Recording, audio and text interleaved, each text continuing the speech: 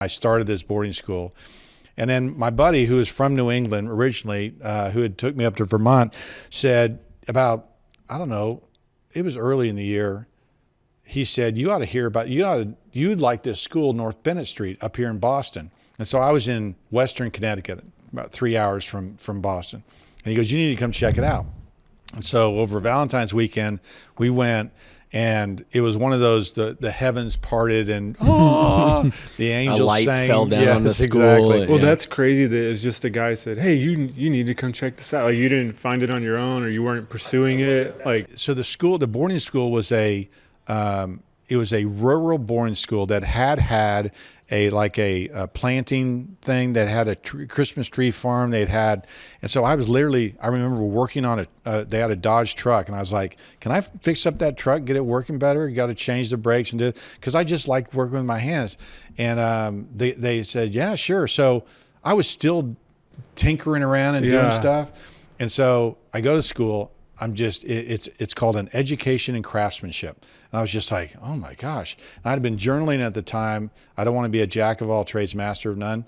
And so I wanted expertise. And so this is like, look, you're going to come here. It's a 2-year apprenticeship. You get out, you're a journeyman, and then you're working towards being a master. And so I went to the school. There's a preservation program. I looked briefly at their furniture making program, but I was like, I think I want to do the preservation. And so I went to the preservation program, and I remember there was some maintenance men at the school that I'd worked at, and I asked them about North Bennet Street when I got back, because I might have been having doubts, or I might have been like, I wonder if this is a good idea. And so I say to them, I said, I'm thinking about going to this school up in Boston for preservation and, learning about woodworking. He goes, oh, you don't need to do that. you can learn everything you need to know here. And I was like, as a maintenance man.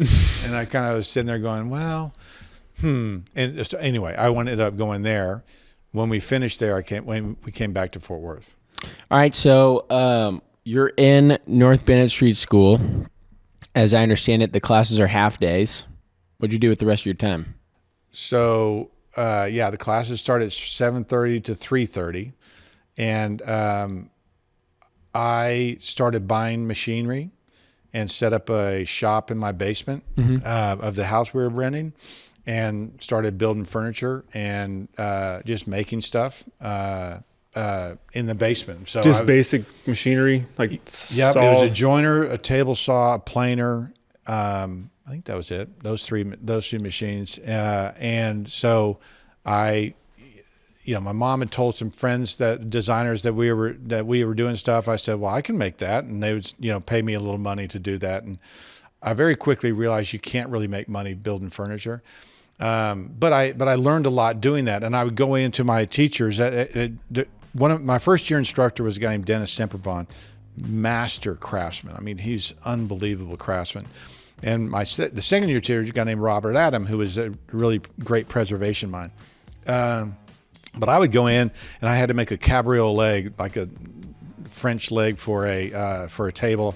This someone had commissioned, and I kind of go into Dennis and I go, say someone's building a leg that needs to be like this. How would one do that?